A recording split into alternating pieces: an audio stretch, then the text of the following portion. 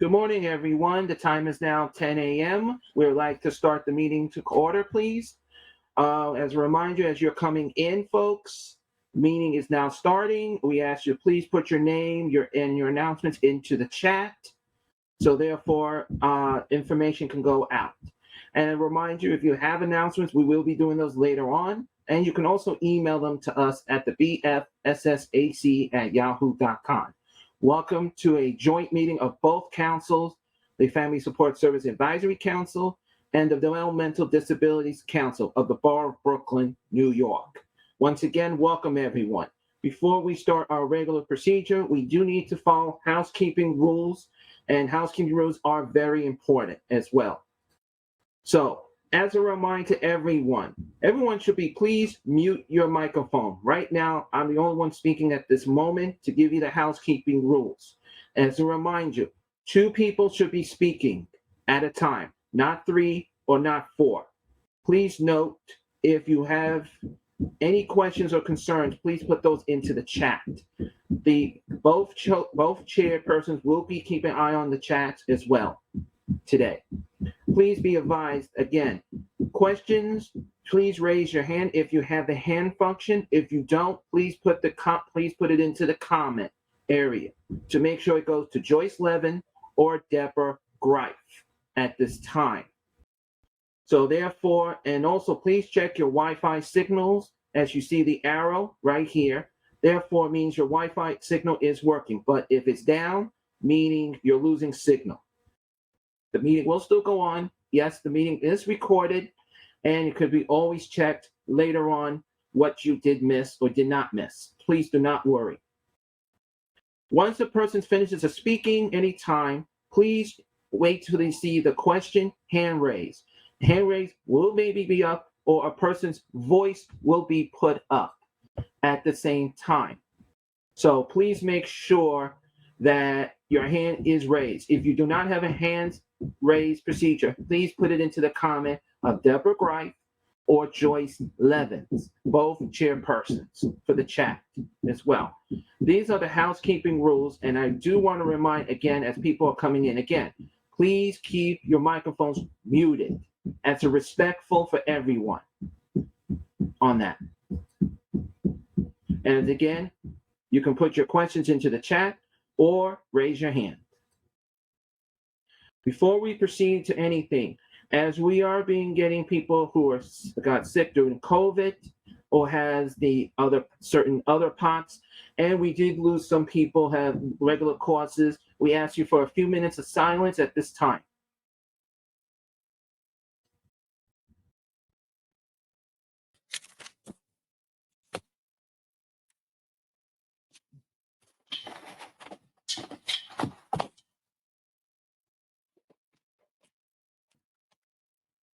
And I'm going to remind people to please mute yourself. Thank you. Now, as I'm going to say, welcome to everyone again. But before we do that, I'm going to ask as the minutes and the recording minutes. Now, please note, recording minutes were emailed out. The recording minutes is available on the Advisory Council's website to watch and to see. I do need a motion to pass the minutes for last month.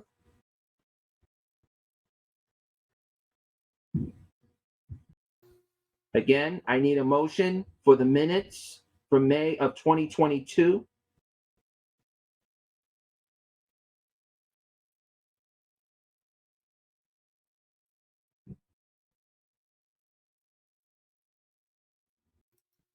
Madam Chairperson of the Brooklyn Advisory Council, can you make a motion, please? I make a motion to accept the minutes for May 2022 for the Brooklyn Family Support Service Advisory Council and the Brooklyn DD Council. Thank you. I need a second.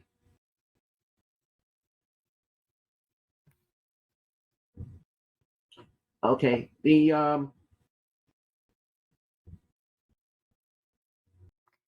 Okay, we do need a second. If not, we'll postpone and then I'll revisit this back again. I second And Chris. And who who's said this, that, please? please? Brian. Thank you, Brian. Thank you, Brian. And it's good to see you. Okay. Okay, once again, I'm going to welcome everyone to the meeting. George will be joining us in a few minutes. I know Nina just pulled in as well, but just to remind people also that give a little update quick. Due to the fact that areas that you may be seeing that are doing construction of electrical working, please be really careful with your Wi-Fi. As you're aware, as I mentioned this in the past, Wi-Fi's are being updated to the 5G level or being updated because, as you know, we're coming into the summer seasons. We need to make sure backup power is available, backup Wi-Fi is available. So I am going to remind everyone, please keep an eye on your Wi-Fi at this time. Right now, as people are coming in, Joyce will be joining us in the next few minutes. Deborah, can you introduce sorry. Can you please introduce, who that, never mind. Do you want me to introduce OPWDD? No, or we're doing me. Oh, yes. Let me introduce Christopher Gripe. Because, yeah. All right. We have to change the agenda around a little. Chris No, has we're to- not. We're in the regular agenda. We're not changing. We're in the regular agenda. I would like to introduce Christopher D. Gripe. He will be updating us on what's new in the MTA transit world. Go right ahead, Chris. Yes. The reason why this has to be brought up now, because some of us, and I had this meeting with all of MTA. Unfortunately, they cannot be with us today, but there are some agencies have been asking questions for the step 1 procedure for Omni reduced fare. And we do need everyone's participating, helping us for the phase 1 procedures. The phase 1 procedure is very easy to do. Right now, some of us are saying, yeah, or really not really helping that family or that individual. We do need everyone's participating at this time. The reason why the sign is saying reduce fare, customer in your turn, and I apologize for the noise in the background, but I do need to remind people who are coming in needs to be muted also. So right now, with the reduced fare time, it is now our turn to get that card ready or the app ready. And as I'm raising my voice a little bit, please forgive me in the noise in the background because they're fixing the roof on top of me on that. Right now, as we're getting ready to switch from the Omni and as the reduced fare customers who have reduced fare Metro cards today needs to update that information. The main procedure we're asking is number 1 is always visit the new mta.info/fare reduced fare/Omni. There is a whole presentation information that will give you guys what to do. Now, I want to remind everyone that you will also be getting a chance to know how to make sure your information is available there as well. So therefore, it's very important that we update that information today as well. So let me try to go on a little faster and a little quicker, and I apologize for the noise in the background. Right now, what we're asking is to follow the easy steps that I have been mentioning this to the other boroughs. Step 1, right now we're calling this step 1 procedure because information needs to make sure your information is up to date. Some of us may not have been updated. Some of us you need to check their Metro card reduced fare has maybe expired. So we're asking you guys to please double check their cards. The first thing that when you click on that link, which is the Omni registration link, it is first name, last name, date of birth.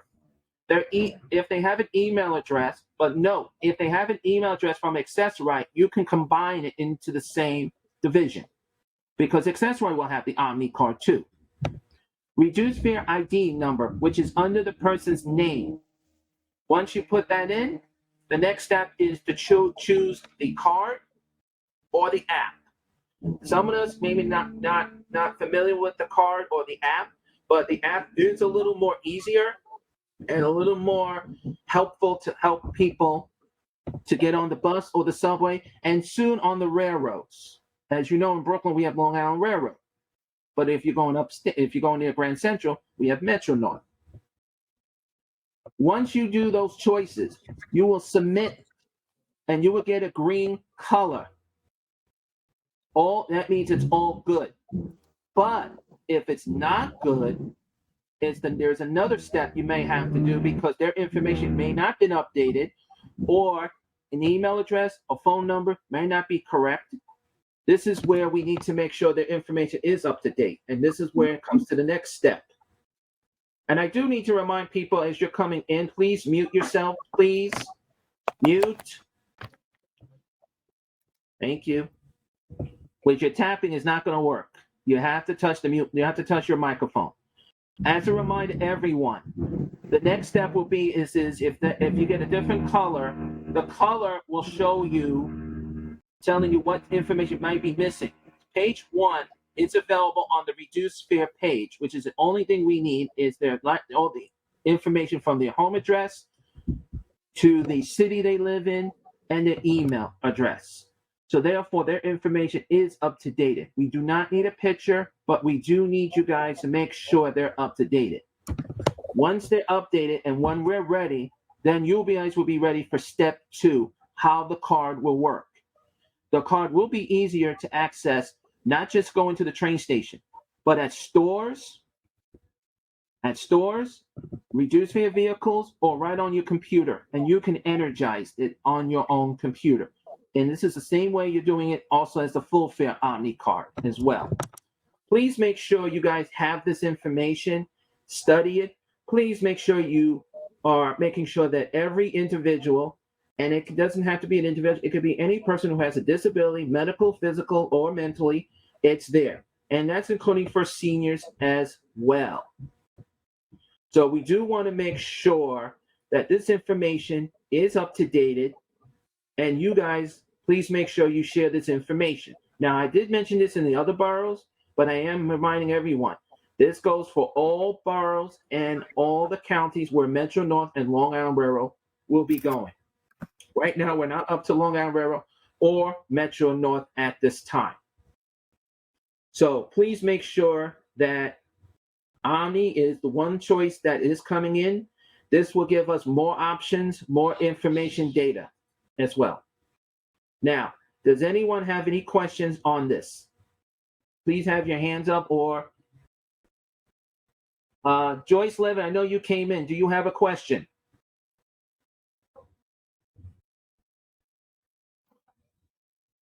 No, Chris, not at this time. Thank you.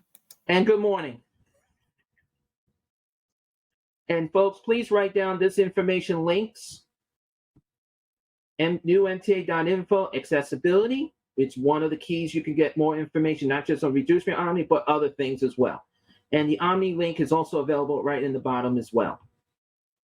So since no one has any questions or concerns, one announcement I am going to be making is because I have to leave early today because I have to be at 2 Broadway.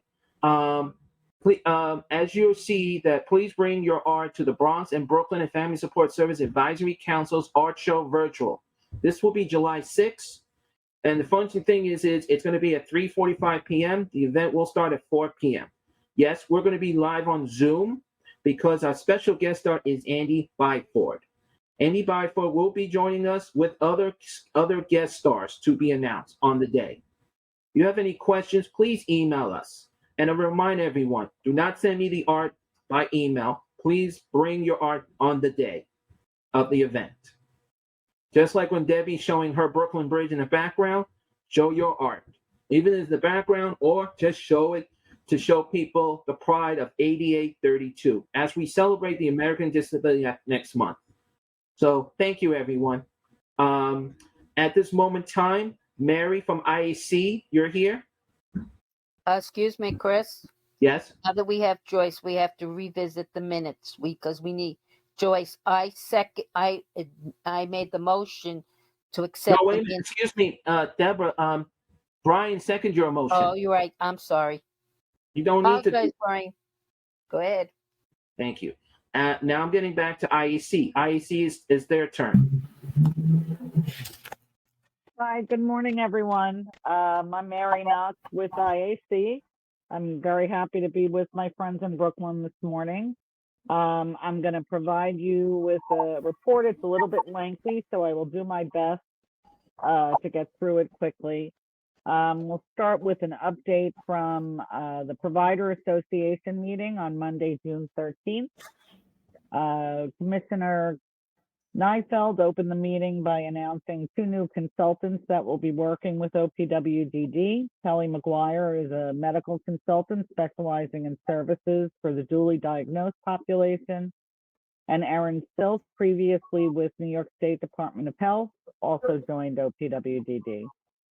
The commissioner then thanked everyone who participated in the statewide presentation on the 507 plan and reminded everyone about the upcoming stakeholder and engagement sessions over the summer. And that email has come out. They're in the process of setting up a number of public forums for people to provide feedback and share their thoughts. Moving on to fiscal, Kevin Valencia spoke briefly about the 7/1/21 DAHAB rates that are still being reviewed. Additional questions were raised about the status of the HEROES and vaccination incentive payments. Kevin explained that their releases are, I'm quoting, pretty close, awaiting some final internal approvals. As there have been some delays in issuing the vaccinations, OPWDD is considering some additional flexibilities to be included in the distributions. A question was then raised about the 5.4% COLA and any expectations about passing wage increases along to staff. Kevin stated that the past budget did not include a dedicated percentage for staff wage increases, although he indicated that the general expectation was to provide increases for staff. As for rate reform, Kevin stated that the inclusion of the most recent CAS instrument results garnered from individuals and supported IRAs have brought new data into the mix. With the new data, additional models are being constructed, and OPWDD is again anticipating the new rate methodologies to be issued closer to January 2023, if not beyond. Finally, Kevin raised for discussion the excess retainer units billed by some providers for the DAHAB retainer program created at the beginning of the pandemic. The period for which that ran was mid-April 2020 to July 2020, allowing providers to receive 80% of their average monthly DAHAB rate, plus up to another 20% of their rate through day and ComHab services delivered under a set of conditions that providers agreed to through a signed attestation. Kevin reported that there is approximately 20 million billed in excess units that need to be recouped. He further reported that there have been that they have pended action on those recoupments until now, but are gearing up to notify agencies that are affected. The affected agency should expect to hear from his unit within the next month or so. HCBS setting rule, Kate Marley reported that CMS informed the states that the transition period deadline is 3/17/23. There will be no extension for compliance to this rule. Kate thanked all of the providers, the vast majority identified at the beginning of the heightened scrutiny transition period are all in compliance with the HCBS setting standards, and that the hard work from everyone over the past 8 years is evident. DQI will be monitoring all the settings, providing HCBS for compliance with the standards. DQI protocols will include all HCBS setting standards in their audit. Day program redesign. There was a brief conversation about strategies to accomplish better outcomes for employment, as well as other models under the day program services continuum. There was a question raised about the earliest draft version available and how OPWGD is pushing some process requirements that may not support the ability of the seasoned providers who have been successful in identifying willing employers and securing jobs for people they are supporting. ARPA funds and the 507 plan. Allison McCarthy reported that progress is being made in the evaluation process tied to small amount of money received via the ARPA funding grant. The grant monies will support reviews of self-direction and CCOs and apply them to an evaluation and transition to managed care in the future, as per the 507 plan. The other FMAP grants will be released before the fall. There's been a number of legislative updates, bills that were passed by both houses in the recent legislative sessions covering 2 years. And I'm just going to go through some of the bills, just the general information. I'll spare everyone the tag numbers and all of that. There were some bills that have been passed for employer-related issues. There's a bill that was passed penalizing employers for violating rules governing consecutive working hours for nurses. There's a new rule that's come out about employers needing to disclose the compensation wage range for positions that they're advertising for. There's been another bill requiring recognition of workplace safety committees. There's some bills that have gone through at the root trying to increase independence. There's a supported decision-making bill, which identifies supported decision-making as a less restrictive alternative to guardianship. OPWGD, there's a bill for OPWGD to create a hotline for care coordination, a pilot that would allow individuals 24-hour, 7 access to care managers for non-medical life-threatening emergencies. An eligibility determination time limit. This legislation requires OPWGD to process eligibility determination within 120 days of receipt. Employment requires OPWGD to create an employer training and certification program.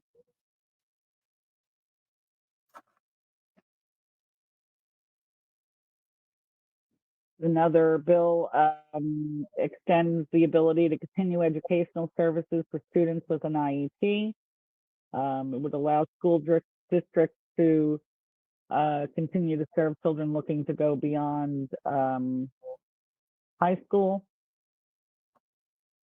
There's a tuition methodology clarification for special education and programs.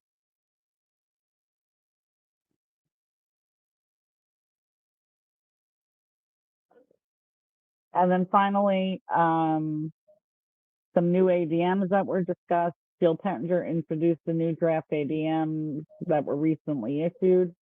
One of them covers right to sexual activity and the role of consent. The second covers gender identity and the role of consent. Jill went over contents of both ADMs. Again, they're in the draft form, and stakeholders will have an opportunity to provide feedback and ask questions.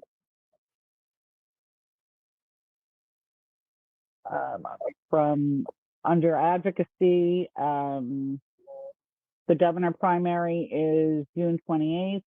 Hochul is leading in the polls. Disabilities chair, Assemblyman Abenanti, is facing a primary competitor. The congressional primary is August 23rd. Mannion is not facing a primary, but has a Republican challenger for the general election. Okay. And just an education update. The final New York City budget included money to provide salary parity for our 4410 teachers, with all other early childhood teachers in New York City.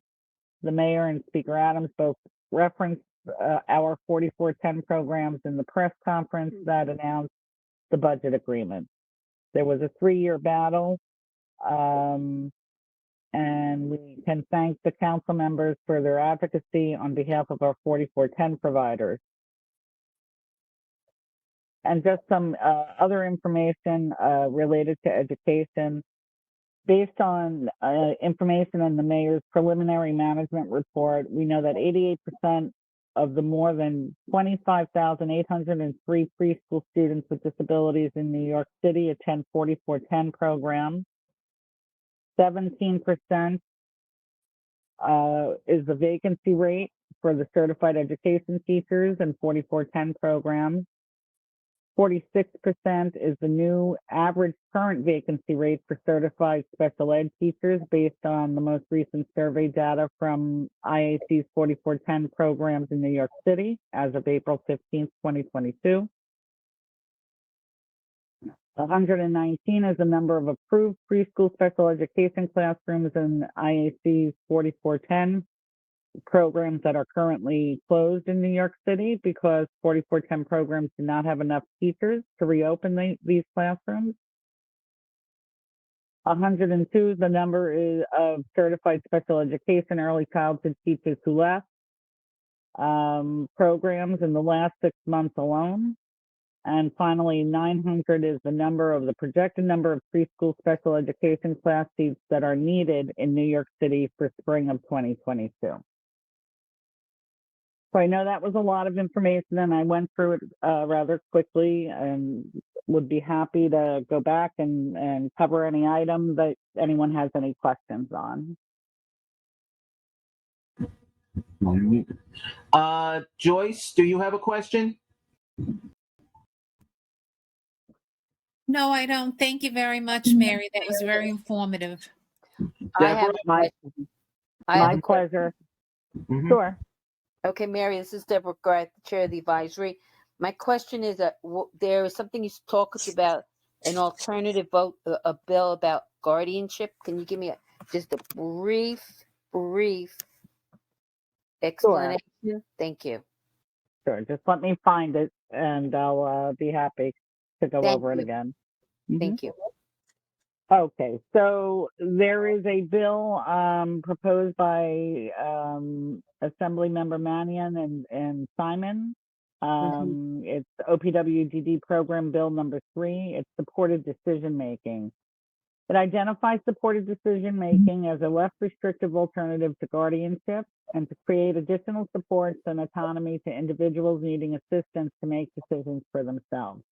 So basically, they're proposing a supported decision-making addition as another tier to support individuals in making important decisions without going all the way to having a guardian appointed to someone. So for individuals who have the ability with some counseling and support to make their own decisions, this would be an option for them rather than having to have a guardian make the decisions for them. Mary, this will be helpful to the families, say, who don't have the financial means to go through the guardianship, but want their child, but want something in place. Is that what it is? Too? That's the other.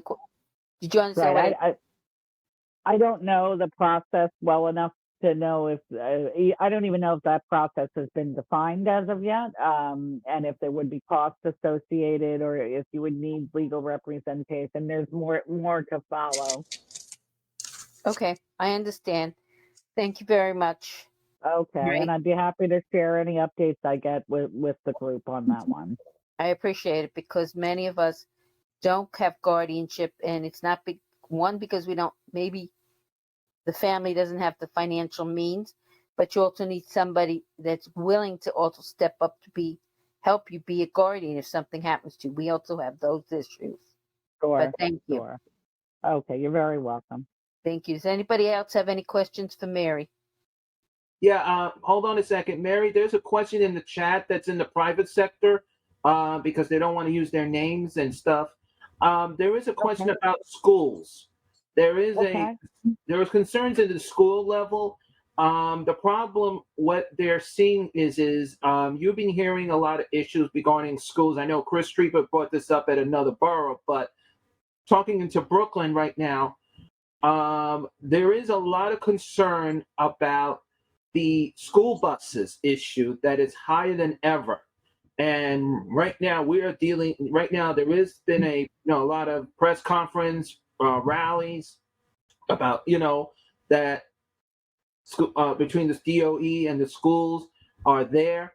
There is some concern that the schools buses, what's going to go on for the September, are they going to get to make sure that special ed students, disability, the ones even in wheelchairs, the walkers, or the ones who can actually walk but has a disability, are they going to get school buses this coming fall? Because that is one issue that's been coming up very high.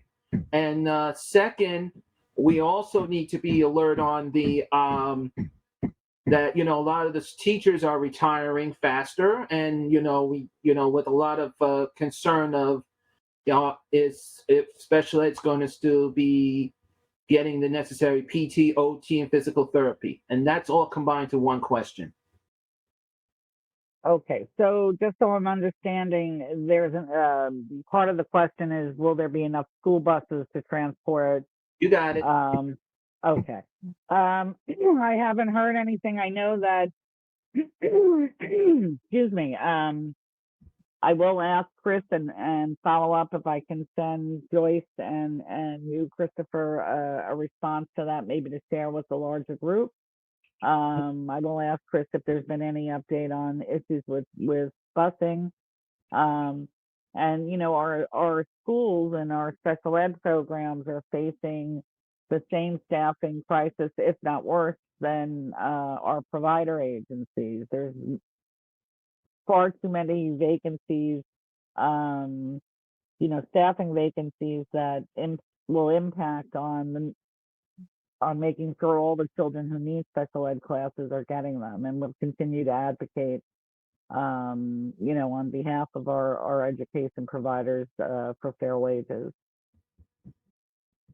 I don't know if that answered the question. I don't really have a concrete answer, but I will bring these issues back. Mary, you did answer their question. They're I think they're saying the main thing is just sharing the information to you guys, because we're coming into the last day of school, but when it comes September, we need to be ready for this fall. Absolutely. Yeah. And it is, just so everyone knows, that the appropriate funding for education providers is very high on IAC's advocacy list, and it's not a day goes by where we're not advocating on behalf of the schools.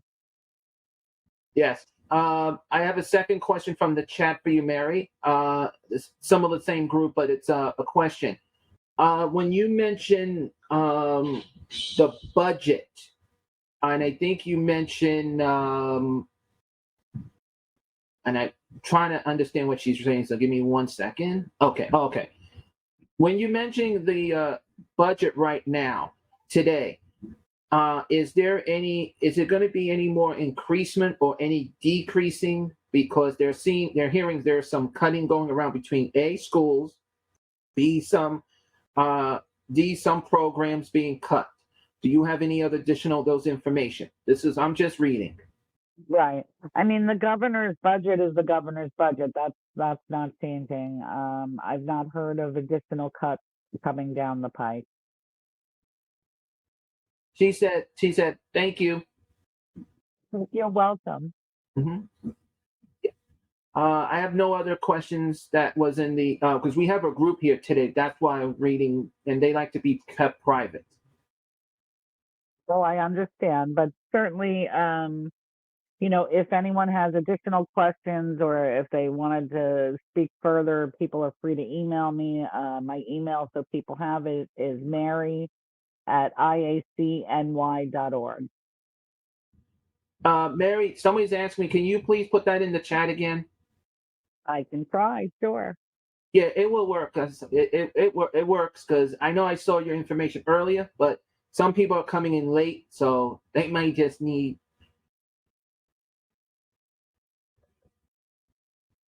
Okay, I just put it in the chat.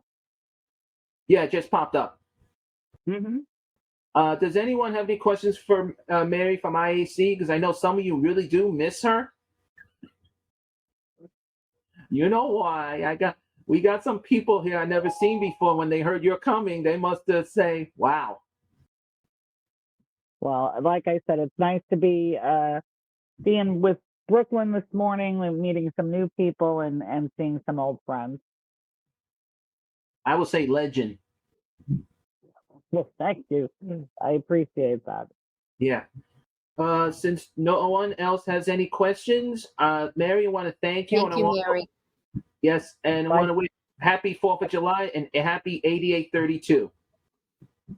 Right back at you, Chris, and thank you everyone for having me. You're welcome. Thank you. All right, then moving on to the OPWDD report. We both have Nina And Lucy and Mazie. Lucio Mezzi. So, ladies, please decide who wants to do the report. Thank you. Oh, who's gonna do the tango?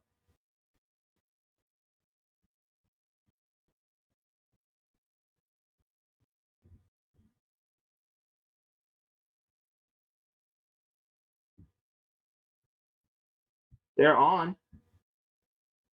Lucy, Nina.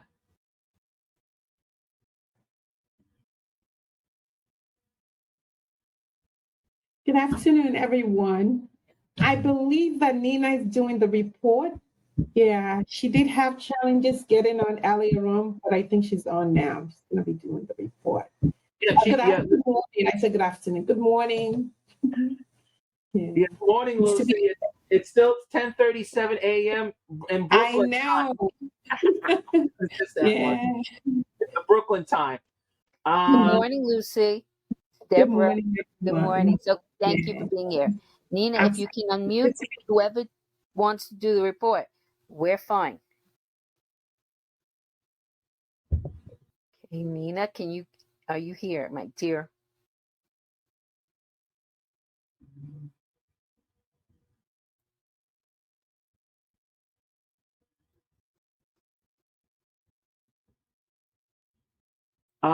If Nina's having a little issue, you want us to hold on? Lucy, if you want, someone can check. I hear something.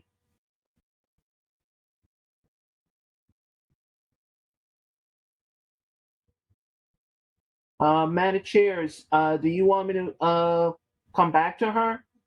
Or wait a minute. It looks like Nina's unmuted, but we can't hear her. I think her volume system must be acting up on the microphones.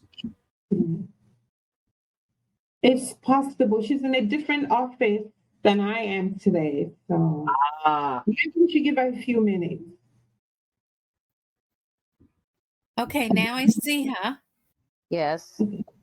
Yeah, I can see her too. Hey, Nina, we just want to hear you too. According to the reading, your volume level is showing it's low, very low. And it's not our side, because our side volumes on the Ring Central is showing full power, but it's the other end. Hmm.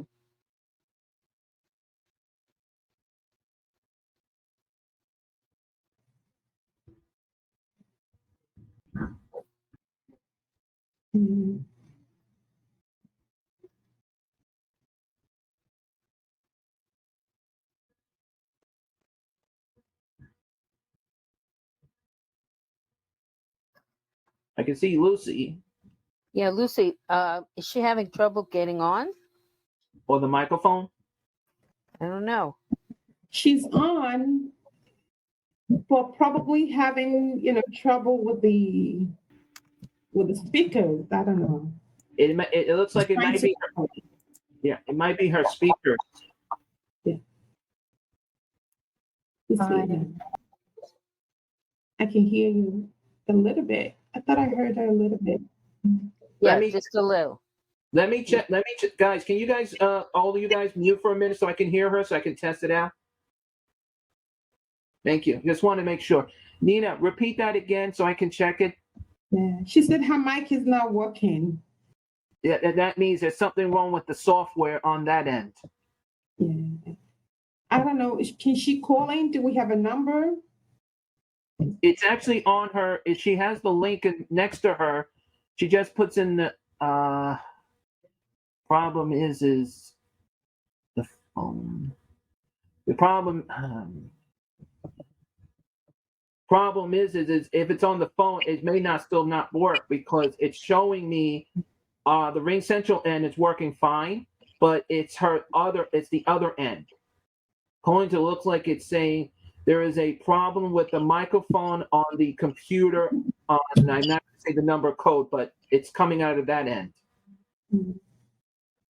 But everyone else's microphones are at double 100%. There's only it's a problem in the inside.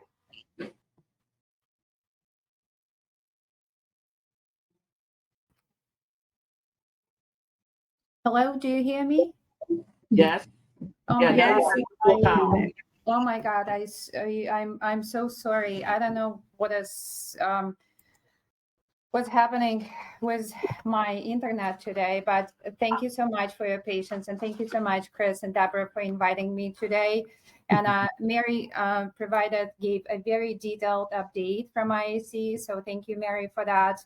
I just want to highlight that one more time that on May 27, OPWDD released the draft plan, the strategic plan for 2023-2027, and the plan is available right now for public comment and review. And we have issued a press release and sent an agency announcements to all the stakeholders and community, and informing them of the opportunity to provide the comment. And the comments can be provided through public hearings. We had 2 public hearings that we held on June 8 and June 11, and we also collecting feedbacks from the stakeholders that can be submitted online, or filling out the forms, or sending out the emails to OPWDD, and I can provide the email address later on. And because we are committed to hearing from all stakeholders as the planning process continues, and we will consider all comments received as we prepare for the final plan. And just a reminder that the draft plan presents solutions to the critical issues that our stakeholders have told us that need to be addressed, such as strengthening the workforce, providing new housing options, better supporting people where they are, exploring new support opportunities, improving existing options, and supporting people to find employment in meaningful day activities. So the input collected through the public forums and active discussions and emailed messages is very important for us to finalize the strategic plan for our agency. And as Mary mentioned, that the public forums are being scheduled, and in New York City, we will have public forums scheduled on July 8th on Staten Island. The forum will take place in person from 3:30 p.m. to 5:30 p.m. at Elizabeth Connolly Center and 930 Willowbrook Road on Staten Island. In Brooklyn and Queens, the public forum is scheduled for July 7. The date and the place will be announced soon, and we are finalizing the venues. In Manhattan, the forum will be scheduled on August 2nd. And in the Bronx, the meeting will be scheduled on August 3rd. If someone wants to speak at the forum, then they have to register. Otherwise, the registration is not required. We just encourage people to join the forum and listen to what is being discussed. Another thing that I wanted to mention today is the release of integrated supportive housing request for application on June 1st. OPWDD released the 2022 Integrated Supportive Housing. It's called also ISH request for applications, and we are soliciting proposals for development of integrated housing project with housing for people with developmental disability. We have been issuing ISH request for applications since 2012. And as you probably know, in Brooklyn, we have Block Institute, and Vandalia Avenue, we have the apartments that we are working, collaborating together with the Block Institute, and they are providing integrated supportive housing for people with developmental disabilities.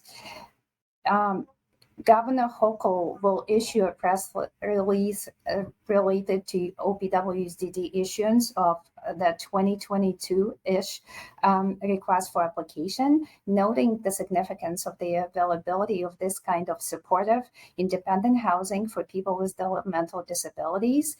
The 2022-ish funding opportunity will award $15 million in projects to expand access to affordable, accessible, non-certified housing options for people with developmental disabilities. We have funds available for capital, rental subsidies, and services associated with integrated supportive housing projects. And right now, OPWDD accepting applications for review and for these supportive housing initiatives. And if you have any questions, or if any of the agencies are interested to apply, you can contact Tricia Downs or Alexander Brooks in Albany in central office, and I can provide the phone number in a chat box. And that would be all for me today. So thank you again.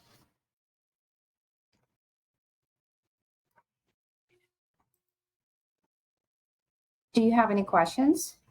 Hi, Nina. It's Deborah Gripe. Is there if say you don't want to, you're registered to speak at the 507 plan, but you don't want to go in person, can you do it virtually? Yes, you can do that virtually. If you would like to speak, you have to register. Otherwise, right. You don't have to register. You can just join virtually, or you can come in and participate and listen. So they will get, because I registered, but I want to do it virtually. Registered for Brooklyn. I want to make sure I'm safe for COVID, so I'd rather stay home and do it. I understand. Yeah. Sorry, Nina. Joyce, do you have a question? Yeah. Hi, Nina. Thank you for coming.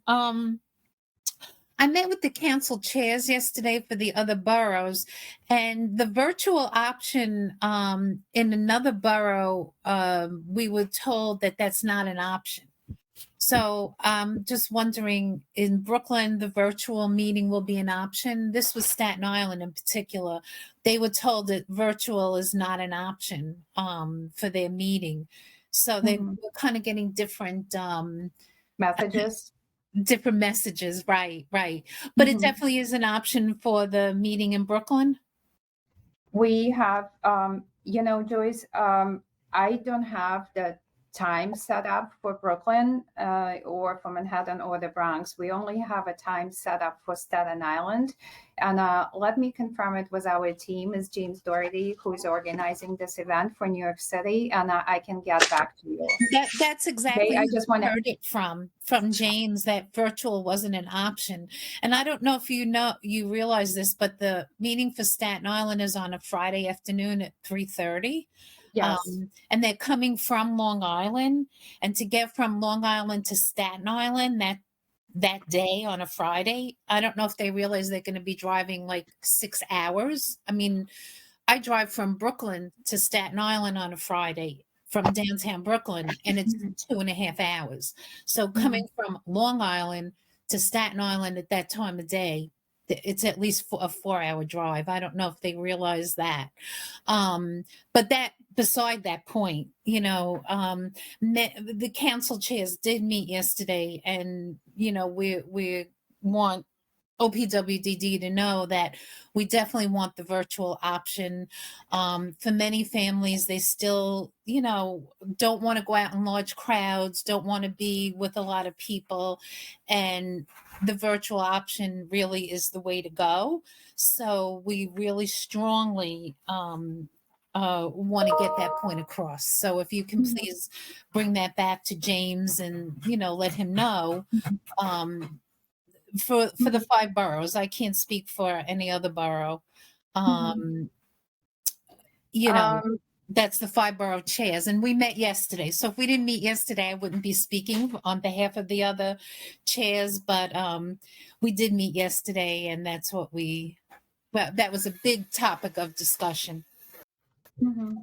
Yeah, Nina, this is Deborah. I did speak with most of my exec members of the advisory council.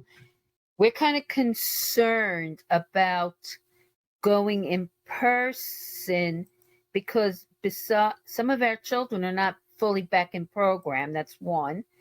And two, as I said, COVID is still coming around, and we have to watch because our children may have compromised immune system. And I would feel a lot safer doing it virtually because so far I've been. This man logging into the same. Hello? Who's this? Guys, as you're coming in, please mute, please do not interrupt when someone is speaking. Please mute. Thank you, Chris.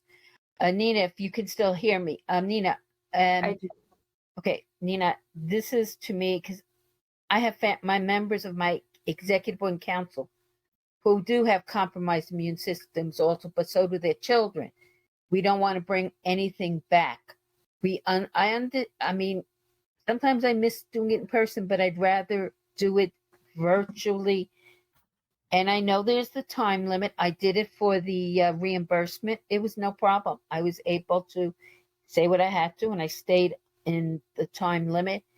And I know that I will not assume, but I think about the chairs would prefer to do it that way too. So I'd appreciate if you bring this back to them and let them know how we feel. I back up what the DD Council chair said for that reason. I appreciate it. Thank you. Thank you, Deborah.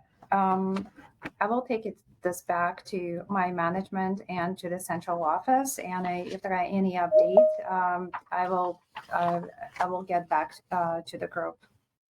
Thank you very much, Nina. I do appreciate that. And thank you for understanding. Okay. Is there anybody else who has questions for Nina? Yeah, there are questions on the chat. Okay. I do have a question for Nina from the chat on the private sector.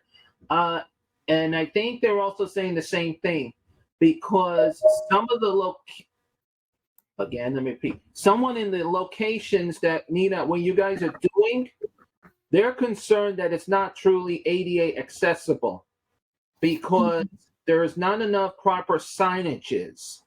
Because and I'm reading what it says. The accessory customers they use, and they want to go to these hearings if they want to, and I'm saying the word if is a vocabulary word in there, that they do not, if they do show up, how can an accessory need to know the proper address? For example, Staten Island, you guys need to make sure that there is an address at that site because there are times they will drop them off in a nowhere zone, and they cannot drop them off in a nowhere zone because that's definitely a fine in New York State. Everyone will get fined. The concern they're also asking if they do feel like why can't we have the option of virtual and or if I want to do show up in person, I need to know what's the instructions for in person. Do I wear a mask or not wear a mask? So this is what they're concerned. Social distancing is still in place, and people can still wear masks, right? If because of their health reasons. Regarding the ADA compliance in Staten Island, I believe that the space is ADA compliant, but again, I will go back and confirm with the team who is working on it. And I know that we had public hearings earlier this month, and those hearings were virtual, and I can forward the link to listen to those public hearings that took place. And I certainly am going to take your comment back that people have expressed interest in having being able to connect virtually, and I will get back to you. Thank you. Nina, the question also is concerned is if they do come in person, they do use Accessoride. The Staten Island location, as they're reading the part of that question, there is no proper address. There is no proper address. The address was just published on the website. So the address, and I just had it, and bear with me for a second. The address that I have is 930 Willowbrook Road, Building 41A on Staten Island. Okay, Nina, I use Accessoride, and what they need to know also is I don't want them to drop us off at the front gate on Willowbrook Road, or when you go through the lovely forest because you just came through IBR or the College of Staten Island. I would like to see signages that will point and let Accessoride bring them over to that building directly, because you use Accessoride. It's because you have issues with walking or using public transportation, and you need to be as close to the actual building as possible. And they get lost in the Staten Island complex.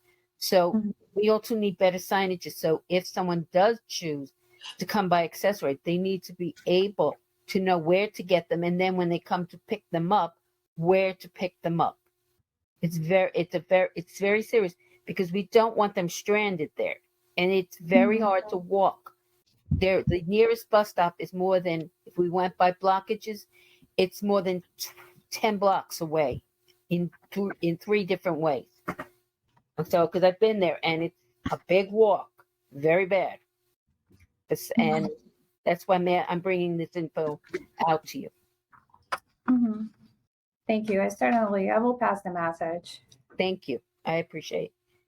Chris, is there any more questions? Wait, I'm reading one. Nina, when the Brooklyn or Queens, and I'm going to say Bronx, do get their locations, can you please remind them to, when they do put the address on, tell them between where and where? Because as you remind, I'm just reading this question. If we do attend another borough, they're asking, we need to know between where and where so they can try to get there. They need the 2 cross streets.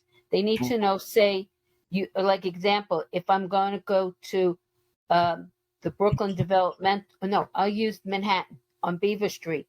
They need to know it's it's on Beaver, but it's between Broadway and whichever other street crosses. They need the 2 cross streets that it goes through. It's otherwise they'll send the Accessoride to a wrong location. You have to be very thorough with them and very careful how you do that. Okay. Yeah. I'm just giving you this information because you are the messenger. I understand, but I just want you to know the issues that people who you need to use Accessoride, we have to have this information, or else forget it. We don't know where they're going to put us or let us off. Thank you. Thank you. You're welcome. Anything else? There is a question about reimbursement.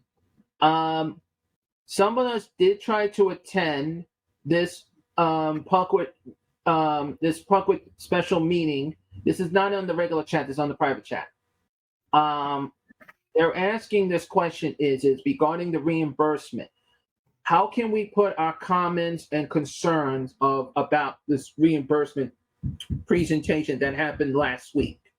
Because we are having trouble going onto a website that is too much challenging. I'm not sure if I understand what reimbursement we are talking about. The new The reimbursement. new ADM rules and regulations. Family support, You are we should- talking about the family support ADM guidance? Yes, Yes. for reimbursement. Okay, we have Janet from OPWDD from Family Support Group. Janet, do you have an update? Yes, I do. I'm trying to find where you can send your questions to. So move along and I will pipe in when I find it, okay? That's not a problem, Janet. And they're saying thank you. Can you Of just, course. when you do get that, Janet, can you just put that into the chat and then email it to us, and we'll make sure it's on the website for the record. Absolutely. But there's some place that you can actually send an email to and you'll get a response, okay? Yeah. Chris Okay. and Yeah. Janet, thank you. It's Deborah. By the Okay, way, Deborah. it's so good to see you, and thank you for finding information. I have my counterpart, Mary McGuire from, if I say your last name wrong, would you like to say something, Mary? You're more than welcome to. Yeah, she did say she has a question. Please unmute her. No. And Mary, thank you very much. And before you say anything, though, Mary, I want to congratulate you. You are a new statewide member, and I am so glad that you'll be coming. And I know that Margaret gave you great guidance, so I am so happy that you're there. I just wanted to take advantage of this. Please ask your question, Mary. Thank you.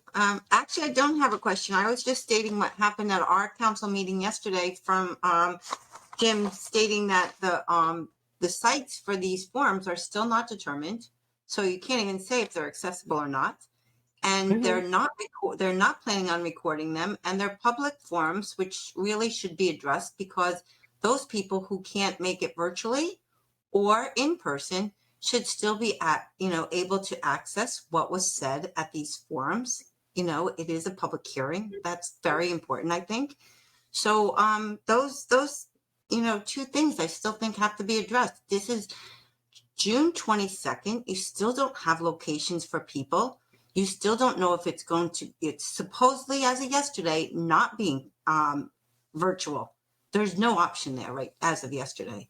So Joyce, we had our meeting, I guess, right before you did. And so James is well aware of that. And it should be recorded. So, that was all I had to say. Mary, I agree with you. I was under the impression that all meetings like this in public are supposed to be recorded. My community board meetings, when I'm a member of my local community board, we're recorded. We record this meeting.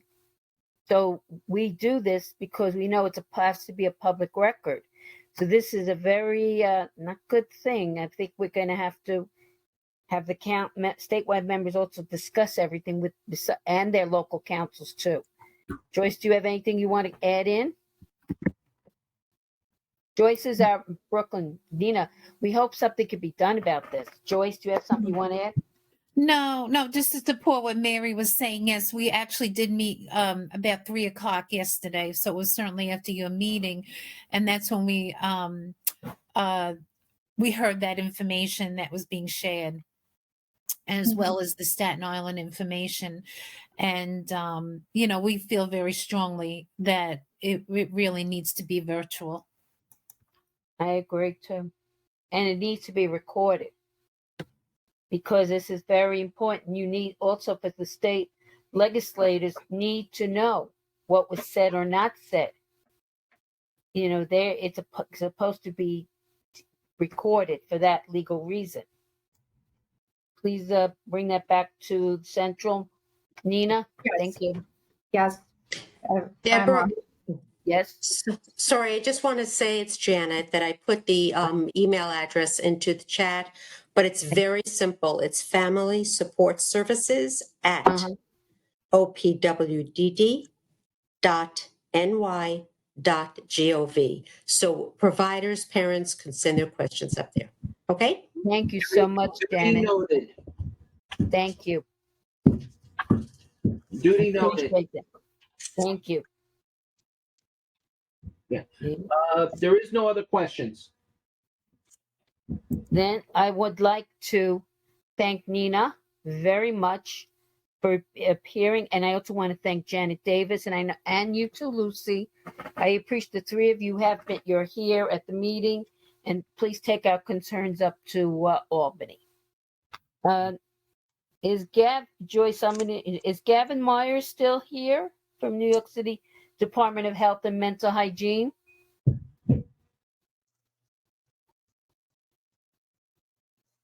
Are you here, Gavin? Do you have a report?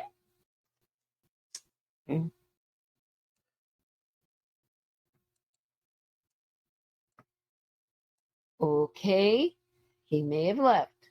Yeah, I don't see his name. Yeah, he left. Thank you, Mary. Appreciate your assistance. Okay, Joyce, you want to do your report now? Okay, no problem. I'll be short. Thank you, everybody, for attending the meeting today. And thank you, Nina, for listening to our concerns, about the meeting. Sorry. I just wanted to make people aware there are various retirements of people coming along. One is Tom McLavana from IAC. He will be retiring in December. He's done an amazing job, and we will surely miss him. We know that there is a search committee out now for a new executive director for IAC. There are various agency executive directors that are retiring as well. So we might see a lot of new faces coming along. And one person who's on the meeting with us today, who will be retiring, is Mary Christopher. And Mary, I just wanted to say thank you so much. You've worked so tirelessly throughout the years with the transition committee, and brought a lot of information along and helped to ensure that the kids that were aging out of schools through the years were appropriately placed. And you've really given a lot of time and effort, and we so much appreciate your work on that. So, Mary.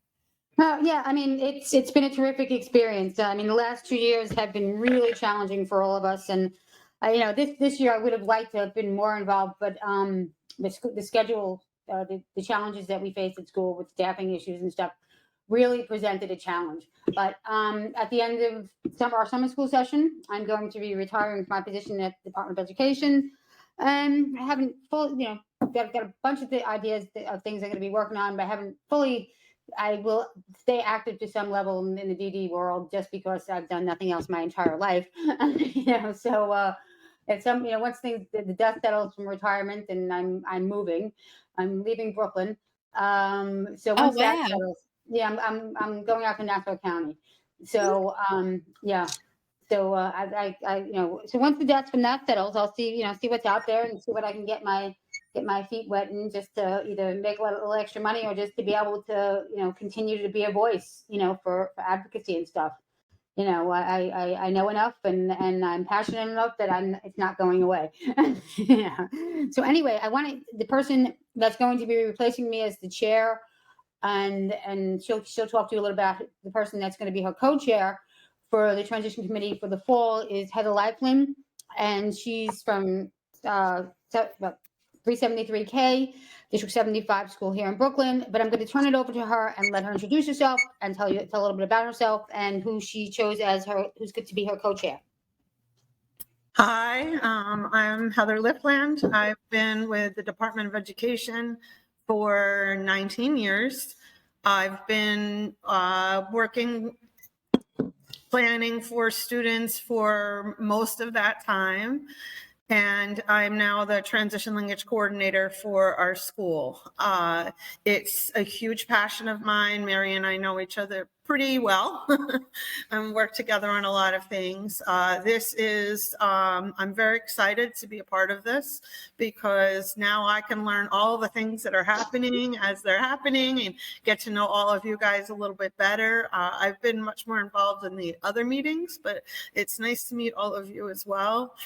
I am here to listen if there's anything that you need. I certainly know the DOE side of things and have been to most of the programs, and I'm very excited to learn more and more as things have been changing so much. I'm excited to understand all the changes so that we can, one of the things that my main goal, having taken over as a transition language coordinator, is for every single staff member, including paraprofessionals, to learn as much about transition planning. So all of our staff members, and mostly teachers, will be implementing transition planning and already have started.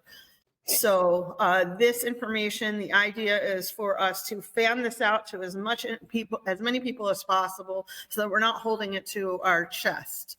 Because when someone like Mary retires, we can't have the entire school go, I have no idea what to do, which is what's going to happen in her school.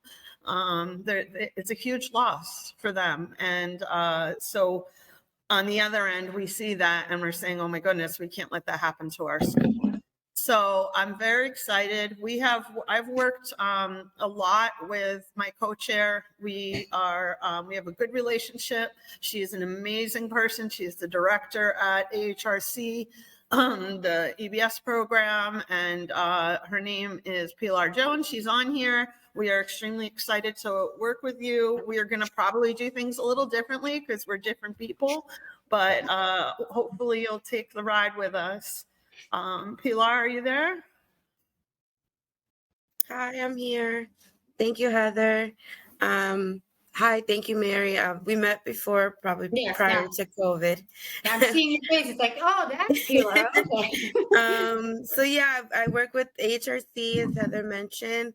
I'm a program director for one of our transitional day habilitation programs. We have a few programs there, but getting people from school into adult day services is my main focus, and helping people to transition also for things like employment, more community inclusion. So while Heather focuses on the Department of Education stuff, which I definitely could learn more of, I am more focused on the OPWDD services, getting people eligibility and all of those fun, long processes that we all know so much about. So I look forward to working with you guys and seeing how we can help the young people transition from school services to adult-based services.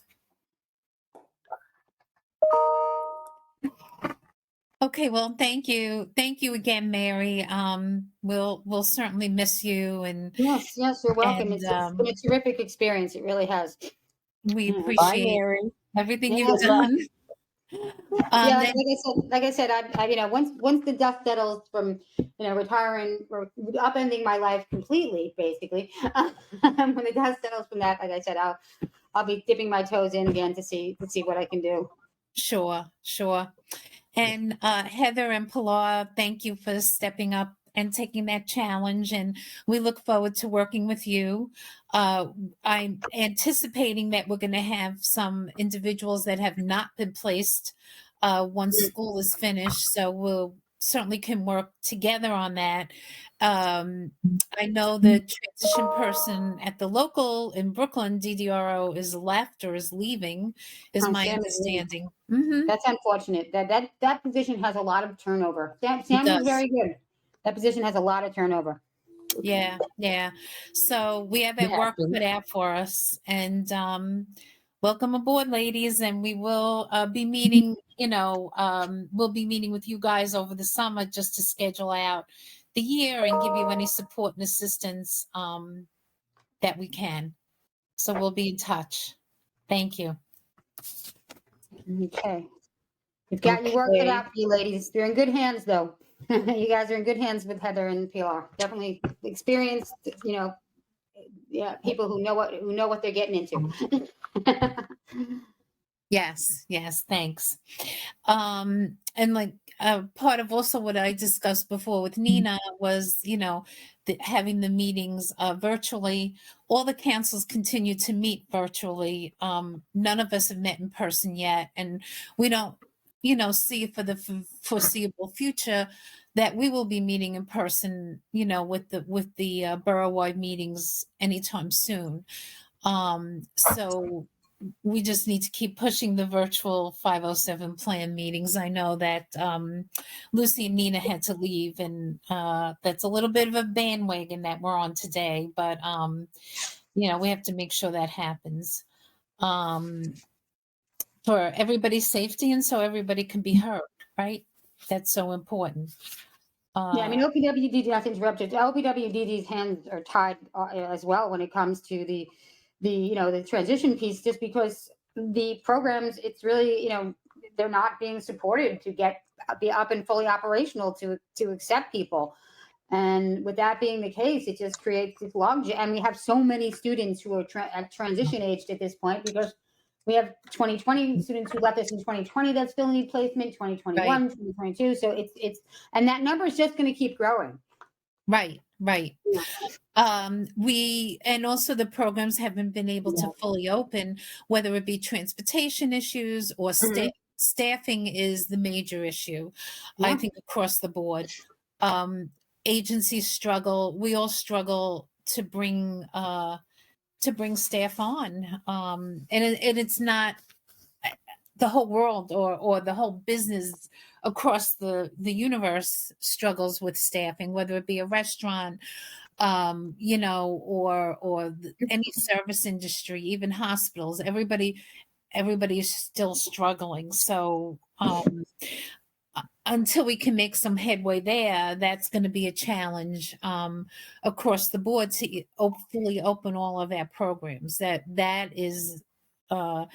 and transportation remain key, because many of us want to bring back, and many individuals want to come back to day program, but you can't bring people back unless it's safe, and it's not safe if you don't have enough staff. It's kind of like a vicious cycle, but hopefully that will get better as time goes on. So the summer's approaching, and we always say, oh, it's going to be a quiet summer, and it never is. No, it won't be quiet at all. Not at all. It truly never is. We always have our work cut out for us, and during COVID we had it, and now the challenges continue again with staffing. That's the biggest obstacle right now in fully reopening programs. Like I said, that and transportation. So we'll see what we'll see what happens with that. That's basically all I have. I really would like to wish everybody a happy summer. We most likely will not be meeting during the summer. We will be meeting with individual groups, the different committees, but not a full council. We'll start up again in September. So any questions? You have a question, raise your I have hand. a question. And please identify yourself. Yeah, I'm Vasilios Billy Patras. I work with Care Design. I'm a senior care manager supervisor. So the last speaker, or a couple of speakers before, Pilar Jones, could you elaborate a little bit? How is your program assisting children or young adults to transition into like day programs and so on and so forth? Sure. Okay. So I work with HRC in the Employment Business Services Department. So it's focused on providing supportive employment to people, helping them to get jobs and be out in the community. The difference, I guess, between my program and a typical adult day service program is that we are a small little sector of those types of same services, which is adult day service, but in the employment business department. So we're focused on employment. So that's the main difference. So people that are coming to our program are those that have already been either doing school-based ETP or some type of school-based internships, or there have been people that have been identified as those who would be good candidates to receive some type of supportive employment or access VR services. but maybe they're not quite ready yet. So my day program specifically, at least the one that we have opening for, works with those to get them ready for those next steps of employment, whether that be just socialization, time management, resume building, internships. Right now, our pathway to employment service, unfortunately, has been a little up in the air due to staffing and community support for internships with COVID. But pathway to employment is also something that we offer in our program. And so we just get people ready for the next step. So once they do get employed, they still are able to continue in our day hub without walls, because typically most people don't work Monday through Friday. So they work like maybe 1 or 2 days a week. And then they still have that social aspect and a community that they can go to on the other days that they're not working. So that's kind of why we call it transitional, because people might start coming Monday through Friday when they first graduate high school. And then when they maybe do internships, they're not coming every day. And then maybe they get a job Monday through Friday and they transition out of our program and they just get supportive employment. So we just kind of help people to get to those next steps depending on what the person needs. But typically they are people that can travel in the community or have the ability to be travel trained. We offer travel training. Unfortunately, my program does not offer transportation. And they are going to be looking for jobs or internships in the near future. Some of that process has been slow, definitely now in the last 2 years, but people and things are picking back up. People are starting to go back to work and go back to their internship sites. A lot of our services right now is still remote, so they have programming is being offered on Zoom, but we do have some in-person services as well, which I know is a challenge for a lot of day programs. Staffing is a challenge for us as well. Luckily, we just got a bunch of new staff in the last recent month. So getting out into the community, getting people to their internship sites, resume activity, building activity, career building activities, mock interviews, but also some recreation just to give people a sense of, balance of life is kind of the status and how our program operates. Thank you so much for that. Okay, You're well, welcome. excuse me. How do we make the referral though to you? Is it still Excuse me, AHRC referral? Vasilio.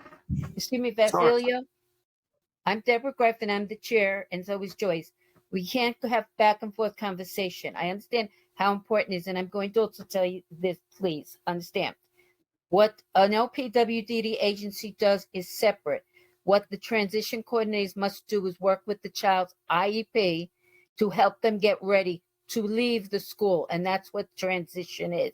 So the AHRC is one of the programs, but with a child still in the New York City Department of Ed who has developmental disabilities or others, is not, they need an IEP as well as the transition plan.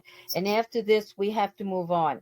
So Right, but you could put the information in the chat, Pilar, please, of where you No, can yeah, send of the course. I'll referral. put my please put name it in the chat. I'll put my name and number in the chat. Obviously, I'm working on the transition committee with Heather. So we do work together with students about getting them ready for those next steps. So depending on what stage the person is that you're supporting is at, you would either be contacting someone like Heather in the schools or myself as a connect at one of the DD providers. So it kind of depends on the stage of the person. But he was asking, I guess, specifically about the program I support. So I'll put my information in the chat, and then if you have any other questions, just feel free to reach out Please to me. put them in the chat. Thank you.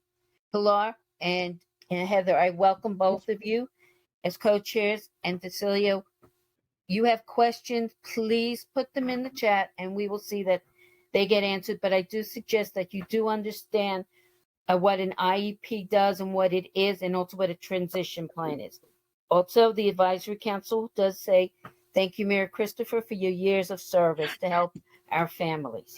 Joyce, do you have anything else you want to talk about? No, not at this time. Thank you. And okay, Joyce, as you know, I did speak with the rest of my members of the advisory council, and we do agree with the 5 borough chairs. We do not want these meetings done in person, as we are concerned for the safety, because COVID is still out there.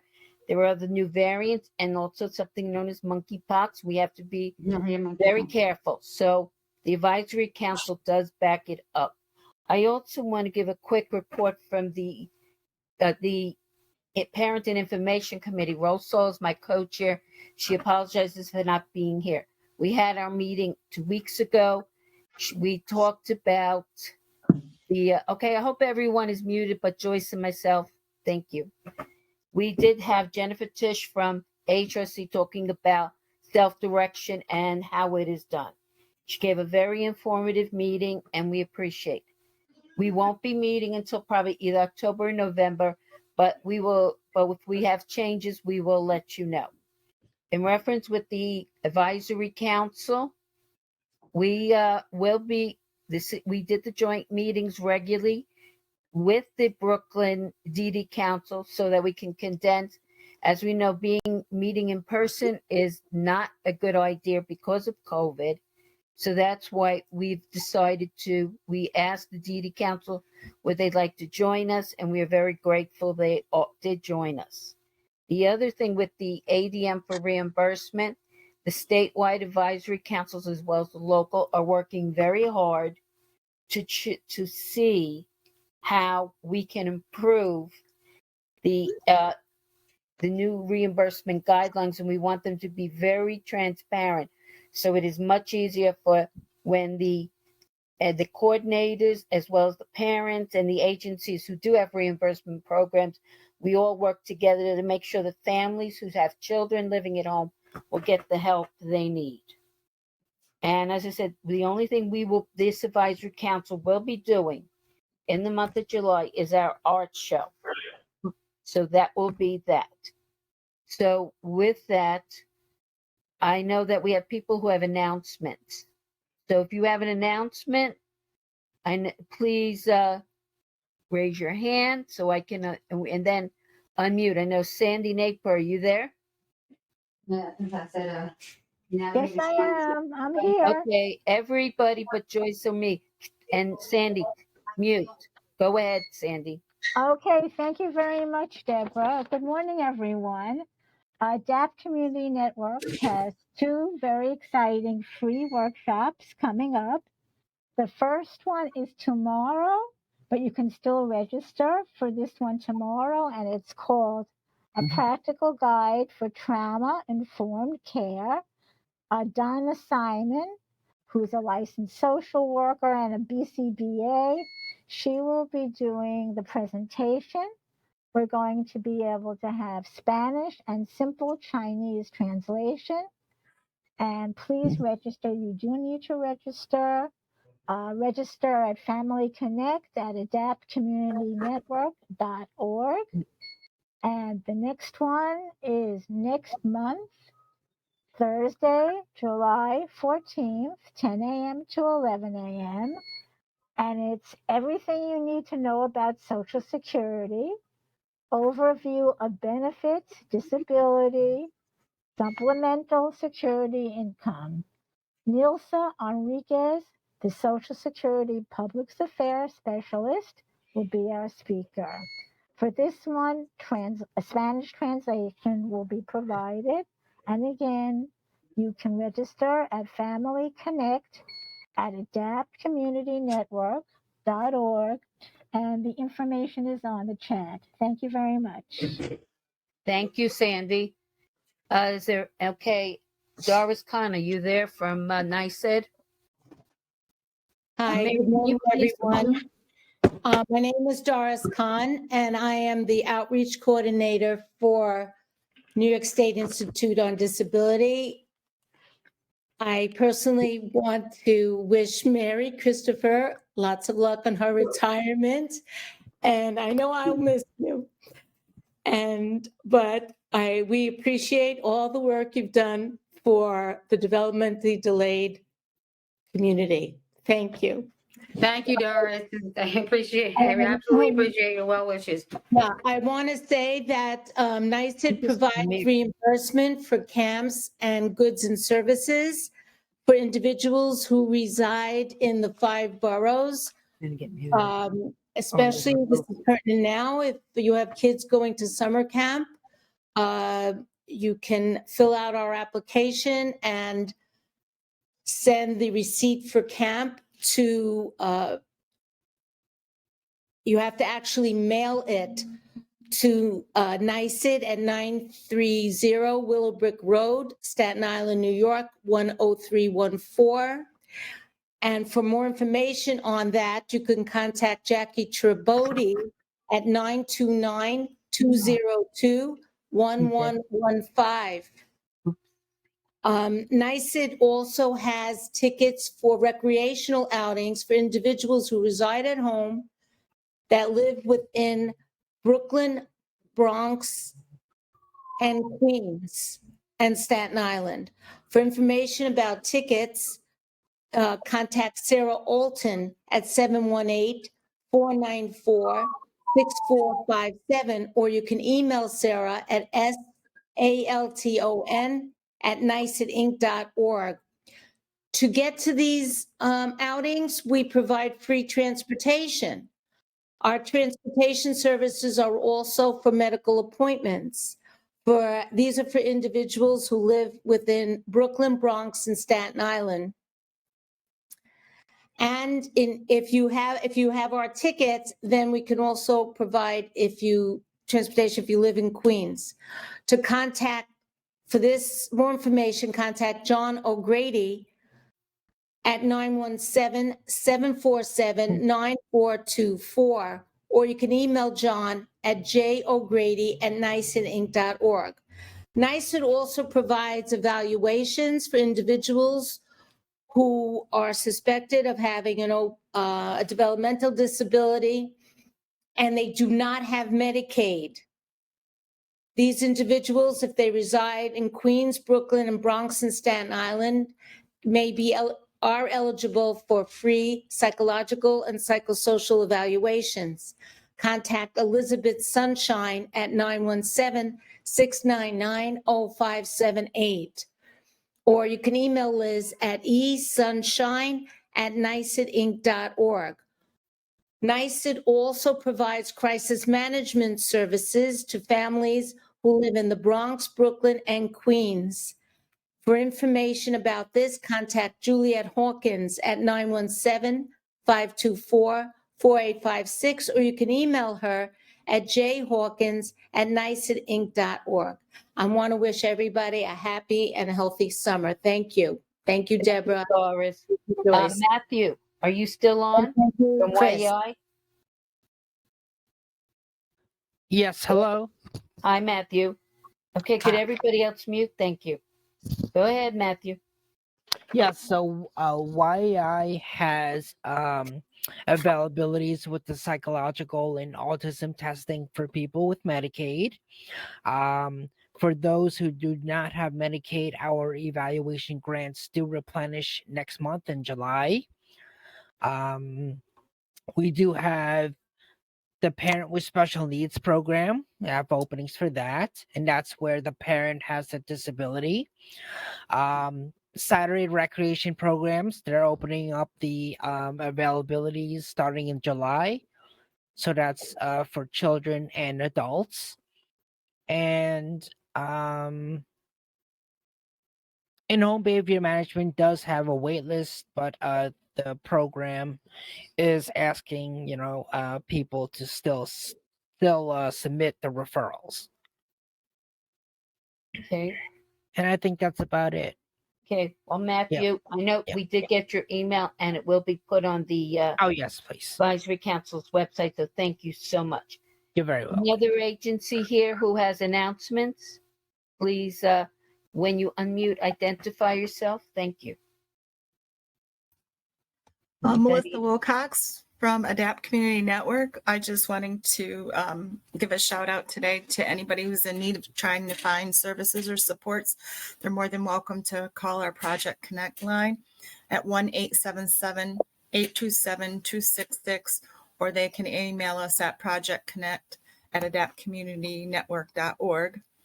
Adapt also has some residential vacancies. If you're in need of information regarding that, you can contact Carol Lincoln at Adapt Community Network or Karen Liebman at Adapt Community Network. And we also have some, the Doorways to Independence has openings for home modifications.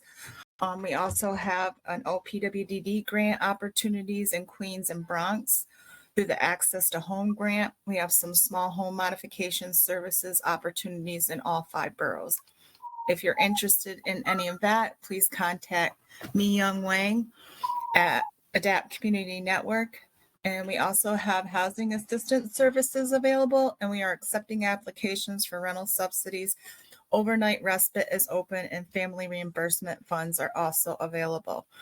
I put all the contact information in the chat, so if anybody needs to reach out to any of these people regarding supports or services, please feel free to do so. And thank you so much, and everyone have a great summer, and congratulations on the retirements. That's wonderful. Enjoy. Hi, okay, this is Deborah Greif. Please also email the advisory council with the list of your programs so that we can have it on the advisory council's website. You have our email. If somebody could put it in the chat for me, that would be great. It's all low. You don't see it in the chat or on? Let me go back here and look. Okay. Yes, I have it here. Okay. Do we have anybody else who would hi. like to make an announcement? Hi, Deborah. Jay Hi. Kleinman. How are you? Hi, Jay. I'm doing well. Thank you, Jay. Great. Jay Kleinman from LifeSpire. Just want to let people know that LifeSpire has referral and linkage, short-term case management, and counseling services available through our Brooklyn Crisis Program. I put the information in the chat, my contact information, my both my email address and my cell phone are in there. So, okay, thanks. And Jay, please also email that important information to the advisory council so we can place it on the website, as families do ask us. So, Okay, I sure will. I sure will, Deborah. Thanks. Bye. Thank you. Bye. Anybody else? Any other agency? The Brooklyn Public Library here. You are? I know a lot of people put information in the chat, and I understand if they had to leave early, but does anybody else have any important announcements?